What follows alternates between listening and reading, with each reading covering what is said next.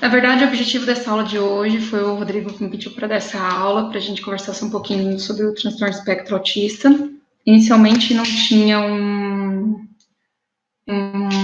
tema específico dentro do transtorno espectro, ele pediu para dar uma introdução geral para vocês da Liga, tá? E assim, a dúvida que vocês tiverem, vocês podem estar perguntando no canal, que eu vou estar respondendo para vocês, o que vocês necessitarem, tá bom? Eu não sei se tem como passar alguns slides, alguma coisa aqui, porque se tiver para mim facilita bastante para vocês entenderem um pouquinho dos pacientes que não são tão graves, eu gosto de dar exemplos, tá bom? Então, começando, para falar um pouquinho do transtorno do espectro, eu vou começar bem uma coisa bem introdutória para vocês terem noção do geral, e se vocês gostarem dessa aula, sim, a gente pode estar fazendo outras aulas ao vivo dessa maneira, até que a gente possa encontrar. Então, vamos lá? Então, inicialmente, uma das coisas que a gente precisa saber é qual a importância de a gente se socializar, das pessoas se socializarem, se comunicarem. Qual que é a importância da pessoa se socializar com alguém? E eu quero que vocês vão me respondendo aqui, hein? Nada de ficar em silêncio, principalmente o Rodrigo. Tá, a importância das pessoas se socializarem é a divisão de tarefas. Não só ter uma divisão de tarefas, mas também conseguir ter uma reprodução, conseguir comunicar com o outro e saber o que precisa para a sobrevivência. Então, a socialização, ela tem um fundamento. A pessoa que se socializa, ela consegue ter uma evolução, que é uma evolução natural do ser humano, e ela consegue outras atribuições, como divisão de tarefas, reprodução, uma própria evolução social, tá bom? A capacidade de socializar tem um forte componente genético, que então o indivíduo ele já nasce com uma capacidade de socializar, tá? Contudo, a gente vai precisar de um determinismo ambiental, do imprint ambiental. Então, a gente nasce com a questão genética que nos permite socializar, contudo, a gente precisa ter um imprint ambiental. O que é um imprint ambiental? A gente começa a ter a capacidade de socializar a partir do momento em que a gente consegue imitar o próximo, em que a gente consegue fazer o contato visual. Se essas características forem bloqueadas, a gente não vai conseguir desenvolver a socialização. Então, uma coisa que é muito importante, que eu gostaria que ficasse na mente de vocês, é que nós precisamos ter a questão genética, que é um forte componente genético, uma habilidade que tem um forte componente genético, contudo, a gente precisa ter um imprint ambiental, ou seja, a gente precisa ter estímulos ambientais para que a gente consiga se socializar.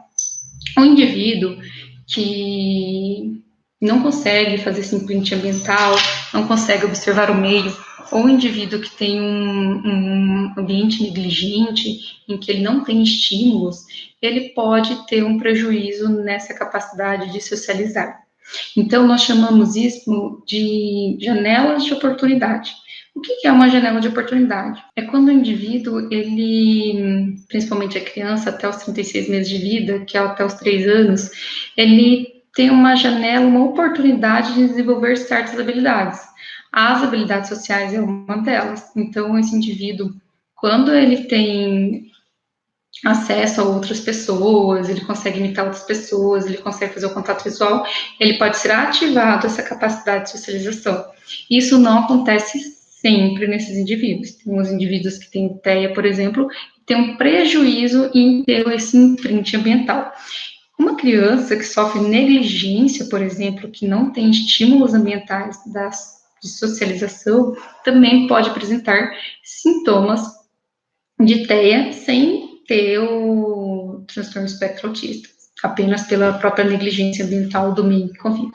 Logo, uma coisa que fica muito evidente quando a gente fala sobre isso é que o indivíduo, para ele ser humano, para ele se tornar ser humano, ele precisa conviver com outros seres humanos.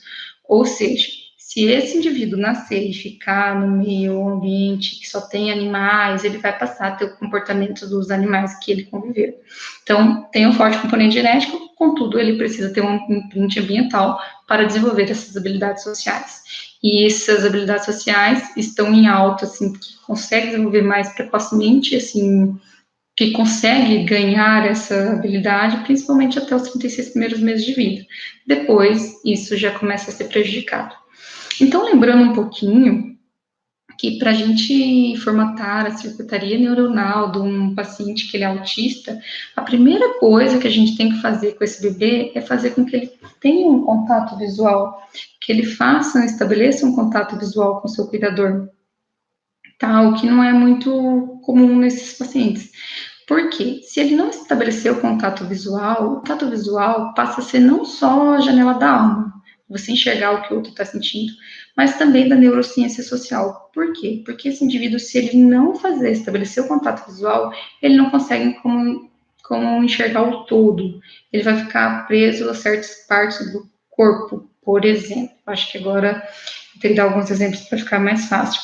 Os bebês, logo que eles nascem, eles já têm uma preferência pelo rosto humano, já têm uma preferência por olhar nos olhos, já têm uma preferência por voz humana. Isso não acontece nos pacientes que têm transtorno espectro autista, tá? Os pacientes que têm um transtorno espectro autista, eles têm uma dificuldade em estabelecer e manter o contato visual, ou seja, quando ele é bebê, eles tendem a fixar os olhos na boca, no rosto, em outra parte do corpo, e eles não conseguem ver o contexto geral. Então, isso já faz que eles tenham prejuízo em desenvolver a socialização. Vocês estão conseguindo escutar? Deixa eu ver aqui se o Rodrigo está mandando mensagem. Tá tudo certo. E não é o que acontece com os indivíduos que não que não têm o diagnóstico de transtorno espectro autista, tá? Então, a questão auditiva também acontece dessa mesma maneira, tá? Então, os indivíduos que têm o transtorno espectro autista, o som que eles escutam, um indivíduo que não seja TEA, ele consegue discernir muito bem a voz que é humana de outros sons. E isso não acontece quando a criança é do transtorno espectro autista. As áreas que são ativadas no cérebro de uma criança que tem um transtorno espectro autista são as mesmas áreas ativadas quando eles escutam qualquer ruído, qualquer outro barulho. Então fica muito difícil eles discernir o som da voz humana. Isso faz com que eles tenham muito mais um prejuízo da socialização. Então, eles não conseguem fazer visualizar o indivíduo num contexto geral, até porque eles não estabelecem um contato visual, eles se perdem por parte do rosto do indivíduo, principalmente do cuidador, e a voz do humano, também, eles não conseguem muitas vezes discernir entre a voz do humano e os outros barulhos, o que também tem um prejuízo de ele conseguir se socializar. Fora isso, eles não fazem a triangulação. O que é uma triangulação? Quando o indivíduo mostra algo para essa pessoa, as crianças tendem a olhar para o objeto e olhar para o cuidador, olhar para o objeto e olhar para o cuidador. Isso não acontece com essas crianças, eles não conseguem triangular entre o objeto oferecido e o cuidador, eles simplesmente pegam o objeto. Então, a todo momento, essa criança não consegue observar o contexto, consegue observar apenas algo que seja peculiar a ele, ao que ele deseja. Essas crianças também têm um prejuízo na imitação, o que também prejudica mais ainda a socialização, porque eles não conseguem imitar, por não entender muitas vezes o contexto. Eles não conseguem observar o indivíduo e imitar o que aquele indivíduo está fazendo ou deixou de fazer. Então, esses atrasos ao longo do desenvolvimento, que é nos marcos de desenvolvimento cognitivo, social, sociocomportamental, faz com que esse indivíduo desenvolva o transtorno espectro autista, tá? Então, até aí tudo bem? Vocês conseguiram entender? Então, não estou dando uma aula ao vivo aqui. Hoje eu peguei algumas coisinhas para ir na sequência, tá bom? Então, o que nos permite socializar? O que faz com que a gente socialize de uma maneira tão efetiva os indivíduos normais? Nós temos dois critérios que são muito importantes para a socialização. Nós temos o cérebro social e nós temos a cognição social. Então, o cérebro social são áreas que elas estão interconectadas e ela dá uma resposta social para o ser humano. E essas áreas sociais, elas estão geralmente no sulco temporal superior, tá? Então, tem uma parte do nosso cérebro que é responsável pela socialização. E a cada parte vai ser responsável, por exemplo, pelo reconhecimento de face, pelo reconhecimento da voz, e faz com que esse indivíduo consiga se socializar. Outra questão que faz a gente socializar é a cognição social. A cognição é a capacidade do indivíduo ler nas entrelinhas, conseguir observar as expressões, entonações da voz, conseguir notar que a entonação daquela voz está mostrando que aquele indivíduo está mal-humorado, está feliz. E esses indivíduos que têm transtorno espectro autista, isto é prejudicado. Eles têm um prejuízo no cérebro social e na cognição social. Ou seja, eles não conseguem perceber nas entrelinhas. Então, nós podemos ter os casos mais graves, que são muito evidentes, e nós podemos ter os quadros mais leves. E quando o quadro é mais leve, muitas vezes esses indivíduos demonstram que têm o transtorno espectro autista a partir de coisas pequenas, por exemplo, não conseguir entender nas entrelinhas, não conseguir entender a expressão facial do outro indivíduo, não conseguir se pôr quando chega numa sala de aula, é uma pessoa completamente inadequada, mas não necessariamente vai ter todos os outros critérios, tá, para satisfazer o diagnóstico, tá? Então, como é que a gente fala um pouquinho do histórico do transtorno espectro autista? Como é que é o histórico, tá? Então, a primeira pessoa que fala sobre o autismo é Blower, e ele usa esse termo para descrever crianças, ele usa esse termo para descrever os sintomas negativos da esquizofrenia. Então, ele usa esse termo autismo para referir àqueles indivíduos que ficavam isolados, que tinham uma alogia, que tinham uma hipobulia, que não queria fazer nada. Então, ele fala que esses indivíduos tinham autismo. Então, ele fala que o autismo era um sintomas da esquizofrenia. Por isso, por muito tempo, o autismo ficou também sendo considerado a esquizofrenia infantil, por muitas datas. Somente em 1943 que surge Leo Kanner, em que descreve crianças que têm um prejuízo na comunicação e na socialização e tinham comportamentos repetitivos estereotipados. Nessa mesma época, aproximadamente uns 6, 7 meses depois, surge Hans Asperger. E o que faz o Hans Asperger? Ele também descreve essas crianças que têm problemas na comunicação e socialização e comportamentos repetitivos estereotipados. Contudo, os pacientes descritos por Hans Asperger, eles possuíam uma capacidade cognitiva e uma capacidade de linguagem melhor do que aqueles indivíduos descritos por Leo Kanner. Então, uma das coisas importantes que queria que vocês entendessem agora é que o Hans Asperger seriam aqueles pacientes que têm o transtorno espectro autista de alto funcionamento. Ou seja, são crianças e adultos que conseguem falar, conseguem socializar, só que fazem isso de uma maneira inadequada. Por exemplo, um indivíduo chama alguém para sair e à noite pergunta, olha, e aí, como é que você vai no restaurante para a menina? E ela fala, não sei como eu vou. Ele fala, vou pensar se dá de eu ir te buscar por conta da distância entre minha casa e sua e talvez eu vou gastar demais. Então, é um indivíduo que ele não tem filtro no que ele fala, ele simplesmente vai falando o que ele pensa, assim, muito filtro. É uma pessoa inadequada. Posteriormente a essas datas, em 1980, se eu não me lembro bem, isso, 1980, surge pela primeira vez o termo espectro. E o que era esse termo espectro? O termo espectro era um termo que era designado, que era utilizado para descrever que os indivíduos que têm o transtorno espectro autista, eles têm tanto uma flutuação no nível de gravidade, que pode ser de mais leve para mais grave dos sintomas, assim como também eles tinham uma heterogeneidade dos sintomas. Então, tinham crianças que tinham comportamentos estereotipados, estereotipias motoras, e outros não. Tinham indivíduos que tinham flexibilidade rotina e outros não. Então, tudo dependia de um espectro, tá? Tinha casos muito mais leves e casos muito mais graves. Além disso, flutuavam também em sintomas desses indivíduos. Eles poderiam ter uma variedade de sintomas. Sobre o critério diagnóstico.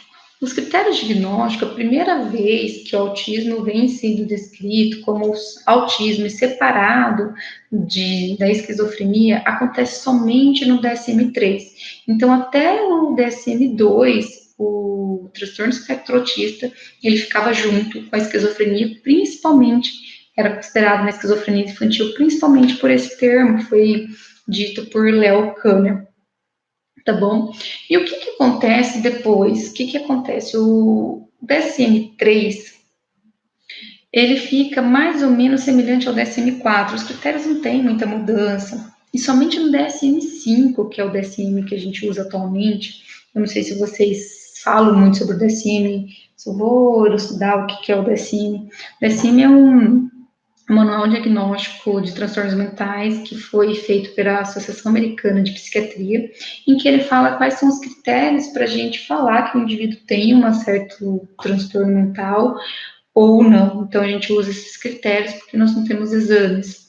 E a cada ano que se passa, alguns anos se passam e esses critérios são revistos desses transtornos e são algumas vezes modificados, que foi o que aconteceu com o transtorno espectro autista. Então, no DSM-5 tem uma alteração dos critérios diagnósticos do transtorno espectro autista. Então, ele para de ser como no DSM-3, DSM-4, que falava que o indivíduo tinha então um prejuízo na comunicação e na socialização e comportamentos repetitivos, que era uma tríade, e coloque numa díade, em que fala da comunicação social, ou seja, que é a comunicação e a socialização, e o comportamentos repetitivos estereotipados, ou seja, ele coloca uma díade em vez de ser uma tríade, como era antigamente. Fora isso, ele associa mais alguns critérios. Então, vou começar a falar sobre os critérios diagnósticos que a gente tem. No DSM-5, a comunicação social refere à capacidade do indivíduo em interagir com o outro, em ser recíproco com o outro. O que isso significa? É a capacidade que o indivíduo tem de se colocar no lugar do outro e que esses indivíduos têm um prejuízo muito significativo. E muitas vezes eles não conseguem não só ser recíproco, entender o social, como eles também não conseguem entender nas entrelinhas, eles não conseguem entender as entonações da voz, eles são indivíduos que chegam e falam bom dia, tudo bem? E falam no mesmo tom, eles não fazem a própria entonação da voz. E às vezes o chefe não está gostando mais do que ele está falando e ele não consegue perceber que ele precisa parar, que ele é melhor ele tentar fazer outra coisa. Então, ele tem um prejuízo na socialização, tá? Ah, Luana, mas ele não vai ter um atraso de fala nem sempre, tá? Então, os indivíduos que têm transtorno espectro autista, tem uns que têm atraso de fala, mas nem sempre são assim. Tem uns que têm hiperlexia, que são aqueles indivíduos que sabem falar várias línguas e têm uma capacidade de linguagem muito maior que todos os indivíduos em geral. Ah, Luana, mas esses não são que são mais inteligentes? Não, não necessariamente. Ter hiperlexia não significa que ele vai ter um coeficiente de inteligência maior, tá? Mas alguns indivíduos que têm transtorno espectro autista têm hiperlexia e conseguem ter habilidade com números e com a linguagem. Então, tem crianças que chegam no consultório com 2 aninhos, 3 aninhos, que já falam 3 línguas, tá? Então, tem uma capacidade de linguagem muito aquém do que a gente consegue ter. Além do critério de comunicação e socialização, que é o critério A, isso eu deixo bem claro para vocês, o que significa o critério A do DSM? É o critério obrigatório. Se esse indivíduo conseguir se socializar e comunicar, não tem por que a gente pensar no transtorno espectro autista. Agora, se tiver um prejuízo na comunicação e socialização, aí a gente pensa sim no transtorno espectro autista, tá bom? E aí, a partir disso, passaremos para os critérios B. O critério B, nós precisamos ter 2 desses 4 critérios que eu vou falar agora. O critério B significa comportamentos repetitivos e estereotipados, e eles são subdivididos em 4 critérios, que nós precisamos ter 2 desses. Inflexibilidade de rotina. Geralmente, esses indivíduos fazem tudo da mesma maneira todos os dias. Por exemplo, acorda às 7 horas da manhã, segunda a segunda, pega o mesmo ônibus. Mas esse é um ônibus igual, vai para o mesmo lugar. Não, o indivíduo acaba não indo naquele ônibus, porque o primeiro ônibus que ele pegou a primeira vez tinha um risquinho, então se não tem aquele risquinho, não é o ônibus que ele tem que pegar. É um indivíduo que não consegue sair de casa, que tudo que não está do mesmo jeito, ele fica inquieto, ele fica angustiado. Por quê? Esses indivíduos não conseguem lidar com percalços da vida ou com imprevistos, eles precisam saber o que vai acontecer. Sempre quando eles sabem o que vai acontecer, isso os tranquilizam. Por isso que eles têm uma inflexibilidade à rotina, tá? Todos vão ter uma inflexibilidade à rotina? Como eu disse, não, nem todos vão ter inflexibilidade à rotina. Outro critério é comportamentos estereotipias. As estereotipias, nós podemos ter as estereotipias vocais, em que o indivíduo vai repetir ao falo do entrevistador, vai ter uma ecolalia, tá? Então, oi, como vai você? O indivíduo vai falar, oi, como vai você? Oi, como vai você? Ou como ele vai falar, no caso da uma ecolalia, você, se. Ele vai ficar repetindo isso por várias horas. Como podemos ter também as estereotipias motoras, que são aquelas estereotipias em que eles têm flapping, fazem assim com as mãos, ou andam na ponta dos pés, ou ficam girando em volta do próprio eixo do corpo. Fora essa, nós temos as estereotipias por objetos, que os indivíduos vão enfileirando objetos de vários carrinhos, de várias cores, ou colocam as roupas tudo enfileirada, ou coloca as cores de lápis sempre um do lado do outro, que vai do tom mais claro para o tom mais escuro. E eles têm vários tipos de estereotipias. Então, fora a inflexibilidade e estereotipia, nós podemos ter as alterações sensoriais. Esses indivíduos podem ter uma hiperreatividade ou uma hiporreatividade a estímulos sensoriais. O que são estímulos sensoriais? São estímulos aos nossos sentidos, tá? Então, é um estímulo auditivo, é um estímulo visual. Alguns vão ficar deslumbrados com luzes e outros não vão ter reação a luzes. Uns vão poder escutar barulhos, outros não vão conseguir ouvir os barulhos, vão colocar as mãos nos ouvidos. Outros têm sensibilidade ao toque e não gostam de que ninguém trisca, e outras crianças vão ter cortes nos dedos e nos braços e não vão perceber que foi cortado. Então, eles têm uma hipo ou uma hiper reatividade a estímulos sensoriais, que pode acontecer também. E mais uma coisa que acontece é eles terem uma necessidade de estar andando com um único objeto, eles têm uma adoração por um único objeto, numa intensidade muito maior, ou gostar de objetos estranhos. Por exemplo, gostar de ralador, só ficar andando no ralador, ou gostar de falar sobre dinossauro, só vai ficar falando sobre dinossauro. Então, eles precisam ter 2 desses 4 critérios. Até aí, tudo bem? Tá tudo ok, né? Então, beleza. Então, vocês conseguiram entender essa questão do DSM 4 para o 5, que houve essa mudança?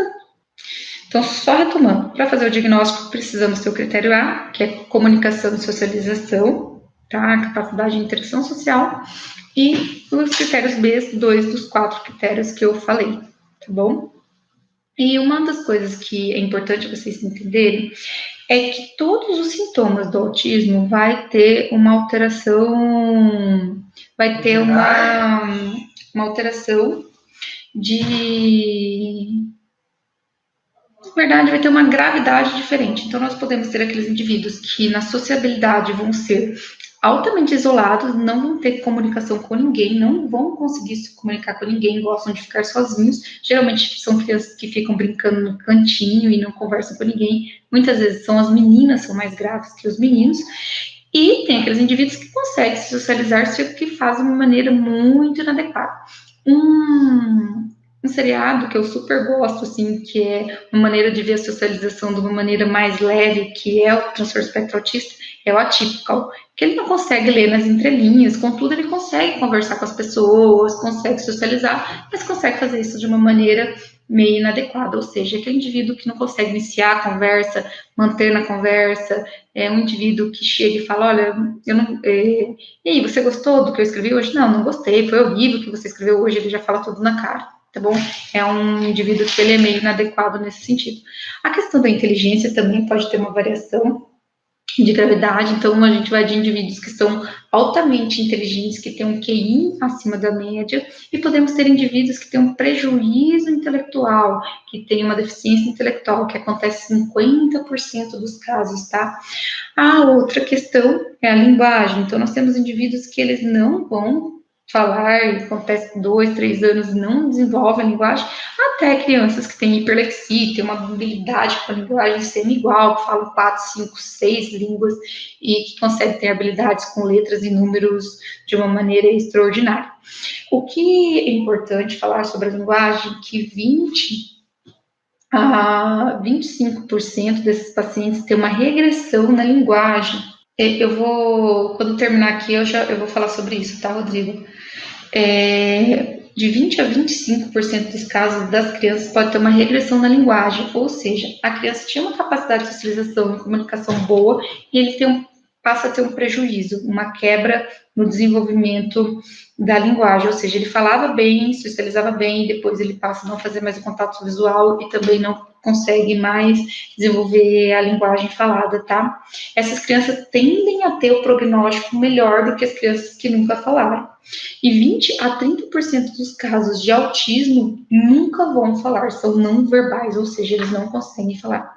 Vou responder uma questãozinha aqui do Rodrigo, que ele pergunta, doutor, uma criança que não chega a fechar o diagnóstico de acordo com o DSM-5, porém possui algumas características, posso começar já a intervenção? Sim, tá? O que a gente preza mesmo antes do diagnóstico, que essa criança adquira habilidades, tá? Então, muitas vezes, a negligência parental faz com que essa criança tenha um prejuízo de socialização e quando ela sofre intervenção, ela consegue socializar principalmente nesses primeiros meses de vida, os 36 primeiros meses de vida, que é quando acontece a janela de oportunidade, em que ela consegue adquirir a habilidade social, tá? Então, se ela for hiperestimulada nessa fase, a chance de ela conseguir adquirir essa habilidade, que acontece principalmente nos 36 primeiros meses de vida, é maior, mesmo sem fechar o diagnóstico, mesmo sem fechar o diagnóstico. A gente não liga tanto para o diagnóstico em si, nós estamos mais preocupados com o prejuízo que essa criança apresenta, tá, gente? Quanto mais autônoma essa criança se torna, para nós, melhor. Mais importante a autonomia do que o próprio diagnóstico, tá bom? E aí a gente começa a falar sobre as comorbidades. Então, esses indivíduos, eles têm bastante comorbidades, principalmente comorbidades médicas, tá? Clínicas, na verdade, as comorbidades clínicas, que em 30% dos casos desses indivíduos, além do transtorno espectro autista, ele pode apresentar epilepsia e alterações gastrointestinais, como intolerância ao glúten, intolerância à lactose. As comorbidades comportamentais são um pouco menos frequentes, mas também estão presentes, tá, em relação a essas comorbidades clínicas em geral. E esses indivíduos podem apresentar uma questão de alta agressão, tá, principalmente quando elas estão aflitas e não conseguem resolver algo da vida e elas começam a ficar mais agitadas. Como assim, Luana? Uma criança que não tem uma capacidade de linguagem boa e começa a aumentar muito a demanda escolar, ela pode ter um quadro de agitação psicomotora e uma alta agressão, tá? Ela começa a ficar angustiada. Uma criança que tem uma inflexibilidade à rotina, os pais vão e tiram ela da casa, é um lugar que ela não conhece, então ela pode ficar agitada, tá? Além disso, eles têm os sintomas de hiperatividade, uma inquietação psicomotora. Isso é um estímulo proprioceptivo, que em algum outro momento eu vou estar falando isso para vocês e orientando vocês melhor sobre cada um desses termos do diagnóstico, tá? A gente vai pegar um por um e vai deslanchar cada um deles. Epidemiologia, vamos conversar um pouquinho sobre como que acontece o transtorno espectro autista nos indivíduos. A gente sabe que 1% da população tem um diagnóstico de transtorno do espectro autista, e a gente sabe que é muito mais frequente nos meninos do que nas meninas, numa proporção de 4 a 5 meninos para uma menina. Contudo, as meninas sempre vão ser mais graves, maioria das vezes, né? Lógico, cada caso é um caso, mas as meninas tendem a apresentar sintomas mais graves. E como é que eu observo a gravidade dos sintomas do transtorno espectro autista? São crianças que têm, muitas vezes, um prejuízo na comunicação verbal, que tem um prejuízo na linguagem, não conseguem falar, e crianças que têm deficiência intelectual. Então, a criança que tem comorbidade com deficiência intelectual ou tem um prejuízo na linguagem, elas tendem a ter um prognóstico um pouco pior, são crianças muito mais graves, tá bom? Então, o início dos sintomas já acontece nos primeiros meses de vida, geralmente a mãe é a primeira a fazer a detecção, contudo, muitas vezes não chega a continuar a investigação, porque os pediatras dizem, não, cada um tem seu tempo, e realmente cada um tem um tempo para falar, mas a gente não pode esperar tanto tempo para falar, e conforme esses indivíduos eles vão crescendo, os sintomas vão se tornando cada vez mais evidentes. Por quê? Porque os sintomas passam a não ser mais um bebê, tá? São sintomas em que a gente, conforme vai crescendo, vai ganhando maior capacidade de socializar, de se comunicar. Então, esses indivíduos vão ficando mais evidentes os prejuízos na comunicação, na socialização, na interação com os seus pares. Por exemplo, uma criança que é autista, quando o pai chega de viagem, tudo bem, chegou, ok, não tem expressão de felicidade, não tem expressão de alegria. Mano, mas todos vão ser assim? Não, nem todos vão ser assim. Pode ter aquele que tenha uma expressividade, mas conforme for crescendo, vai notando que essa criança não consegue brincar com outras crianças, não consegue arrumar um relacionamento, tem uma limitação na própria socialização, tá? Sobre a etiologia, o pessoal pergunta muito, Luana, o que causa o transtorno espectro autista, isso, o que desenvolve? Então, nós temos o componente genético, essas crianças tendem a ter um componente genético. Além disso, nós temos os componentes ambientais. Então, 50% é o componente genético e 50% os componentes ambientais. Os componentes ambientais nós chamamos de fatores de risco, tá? Que não é um único componente que vai fazer a criança desenvolver o transtorno espectro autista. E geralmente, quando a gente fala de componente ambiental, nós falamos daqueles prejuízos que o indivíduo tem durante a gestação. Então, o que ele é exposto durante a gestação que faz com que ele tenha uma tendência ao filho desse indivíduo a desenvolver o transtorno espectro autista.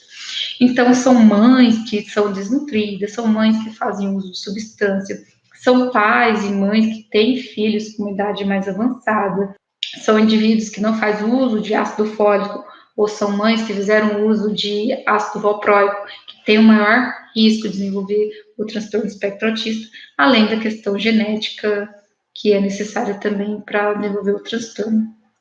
Ok? E agora vamos falar um pouquinho sobre o tratamento. O tratamento, ele é basicamente clínico, pode ser feito tanto por psiquiatra ou neurologista, que são especialistas no neurodesenvolvimento, ou seja, que são infantis, no sentido de entender o neurodesenvolvimento, tá? Além disso, nós utilizamos de outras pessoas que ajudem a subsidiar esse diagnóstico, como fonoaudióloga, para a gente ver se esse indivíduo tem um prejuízo na intenção comunicativa e não na linguagem somente. Por exemplo, uma criança tem um prejuízo na linguagem e não consegue falar, mas ele tem vontade de se comunicar. Então, essa criança não necessariamente é uma autista. Quer ver uma coisa que fica bem fácil vocês entenderem o que eu estou falando? Um surdo, por exemplo, o surdo mudo, ele não consegue falar, não está conseguindo escutar, mas ele tem a intenção de se comunicar, ele tenta fazer gestos para se comunicar, entendeu? Então, a gente pede avaliação fonoaudiológica para ver se esse indivíduo tem um prejuízo só na linguagem ou na comunicação, na intenção comunicativa. E nós pedimos também a avaliação da neuropsicologia para ver se esse indivíduo não tem uma comorbidade com retardo mental. Então, esse indivíduo ele só tem um prejuízo da cognição social, de interagir, ou ele tem um prejuízo também na cognição social, mas associado com outros prejuízos, por exemplo, que levam no retardo, que é um prejuízo global da cognição, que é um prejuízo não só como se pôr no lugar do outro, mas um prejuízo de inteligência, por exemplo. E a gente pede para a gente conseguir fazer esse diagnóstico diferencial, tá?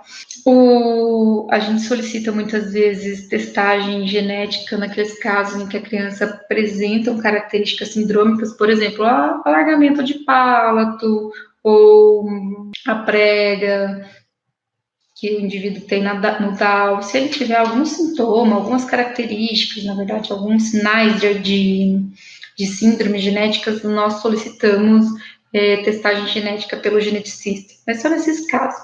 Ou, se a gente pensar num inato de metabolismo, a gente solicita para excluir algumas síndromes.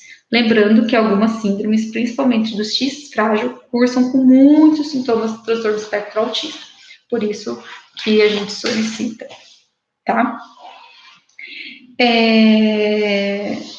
Agora a gente falando do tratamento, eu estou tentando seguir uma linha aqui para vocês, tá? Já que eu não estou conseguindo apresentar o slide, o que eu queria que vocês soubessem sobre o tratamento é muito por terapias, tá? Então, o que eu uso muito são terapias que têm evidência científica. As terapias que têm muita evidência científica atualmente, depois de uma revisão sistemática feita em 2016, que eu posso falar sobre essa revisão sistemática para vocês, sobre os tratamentos que têm evidência que mudam o prognóstico dessas crianças, evidenciam que a terapia comportamental ABA faz muita diferença, tá? Acompanhamento fonoaudiólogo também faz muita diferença. E intervenção sensorial, só que ainda a intervenção sensorial ainda eles estão em busca de mais evidência científica. Musicoterapia também faz muita diferença nessas crianças. Então, assim, nós temos muitos tratamentos. Contudo, tudo que não tem um tratamento específico, que não tem cura, tem muito tratamento. Então, as pessoas fazem quelação, as pessoas fazem ozonioterapia, e tem muitas coisas que não têm tanta evidência científica como outras. O que mais temos evidência científica de melhora é terapia ABA e acompanhamento fonoaudiológico e musicoterapia. A questão sensorial é algo que está sendo discutido, que os pacientes acabam tendo uma melhora rápida, mas que não estava nesse artigo na época ali. Atualmente tem sido Denver, tem sido outros tipos de terapia que a gente pode conversar sobre cada uma delas, o que a terapia visa, mas a que mais se sobressai é a terapia mesmo ABA. Sobre as medicações. As medicações que a gente faz o tratamento do transtorno espectro autista não é para o tratamento do transtorno espectro autista. Na verdade, nós fazemos o tratamento com condições como inquietação, agitação psicomotora. Muitas vezes as crianças têm um quadro de ansiedade, uma comorbidade, e a gente passa a usar medicações que visem fazer o tratamento dessas condições comórbidas ou essas condições em que expõe o indivíduo com uma agitação, uma inquietação psicomotora. Atualmente, tem um artigo falando sobre o uso de vitamina D. A vitamina D parece melhorar os sintomas centrais do transtorno espectro autista, que é a comunicação e socialização desses indivíduos. O mecanismo que atua no cérebro da vitamina D, que tem essa melhora, não é conhecido até o momento, tá? Tá tendo muito também o uso de cannabis, que é a maconha, né, parte derivada da maconha, da cannabis, no tratamento dessas crianças, mas são usadas a cannabis por um quadro de refratariedade a medicações, para aqueles quadros de agitação psicomotora, inquietação. Não tem nenhuma evidência científica falando sobre o uso dessa substância para os pacientes, que melhora os pacientes na comunicação, socialização, sintomas centrais do TEA, tá bom? Eu acho que é isso, assim, espero que vocês tenham gostado. Então, muito legal, Rodrigo. É assim, a nutrição ela pode ajudar o portador de TEA quando o indivíduo ele tem um prejuízo, quando ele tem um prejuízo, por exemplo, intolerância ao glúten, e a criança come algo com glúten, quem é TEA tende a ficar mais inquieto e tende a ficar mais agitado. Mas aquelas crianças que não possuem intolerância ao glúten, não possuem outra alteração gástrica, por exemplo, intolerância à lactose, a nutrição não tem tanta evidência científica até o momento, tá? Tem uma evidência muito boa quando o indivíduo tem um transtorno espectro autista e tem uma alteração, uma intolerância ao glúten, à lactose. Então, se você tira esses nutrientes que não tenham glúten ou que não tenham lactose, esse indivíduo tende a melhorar a inquietação psicomotora. Contudo, se o paciente não tiver, só tiver o transtorno espectro autista e não tiver alteração gastrointestinal nessa questão de intolerância, não faz muita diferença, não tem evidência científica que mostre sobre isso. Vocês têm mais alguma pergunta? O Rodrigo me falou que vocês tinham lido um artigo. Qual artigo que vocês leram? Sobre o que falavam os artigos? Vocês lembram? A gente pode discutir também os artigos que vocês leram, que vocês quiserem conversar. Tá bom, acho que por hoje é só. Espero que vocês tenham gostado. E aí, os próximos encontros a gente estabelece também na linha que a gente vai fazer, se é só fazer essa introdução para vocês entenderem um pouco sobre o diagnóstico, e a gente pode entrar mais a fundo em outras questões, sobre alterações sensoriais, no transtorno espectro autista, sobre as novas medicações, o que tem estudo sobre cannabis, o que fala sobre isso, e entre outras coisas, pode ser? Combinado? Então tá, então até a próxima. Beijão, espero que vocês tenham gostado. Tchau, tchau.